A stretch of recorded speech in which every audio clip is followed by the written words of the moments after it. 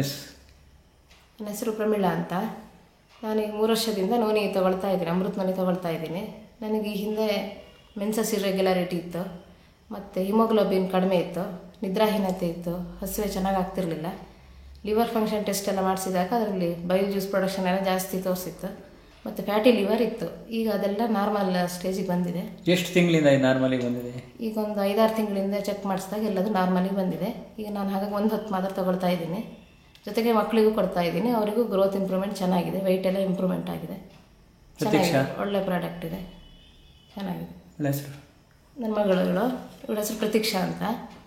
ಇವಳಿಗೂ daily ಬೆಳಿಗ್ಗೆ ಕೊಡ್ತಾ ಇದ್ದೀನಿ. ಚೆನ್ನಾಗಿ ರೆಸಿಸ್ಟೆನ್ಸ್ ಪವರ್ ಬಿಲ್ಡಪ್ ಆಗಿದೆ, ವೆಯ್ಟ್ ಇಂಪ್ರೂವ್ಮೆಂಟ್ ಚೆನ್ನಾಗಿದೆ. ಎಷ್ಟು ತಗೊಳ್ತಾ ಇದ್ದಾಳು?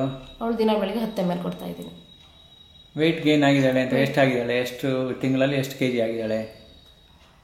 ತಿಂಗಳಿಗೆ 1 kg ಆ ಥರ ಇಂಪ್ರೂವ್ಮೆಂಟ್ ಬಂದಿದೆ. ಕುಡಿಲಿಕ್ಕೆ ಹೇಗಿದೆ ಇದು? ಕುಡಿಲಿಕ್ಕೆ ಸ್ವೀಟಾಗಿ ಚೆನ್ನಾಗಿದೆ, ಟೇಸ್ಟಿಗೆ ಇಷ್ಟಪಟ್ಟು ಕುಡಿತಾರೆ, ಮಕ್ಕಳು ಇಷ್ಟಪಡ್ತಾರೆ.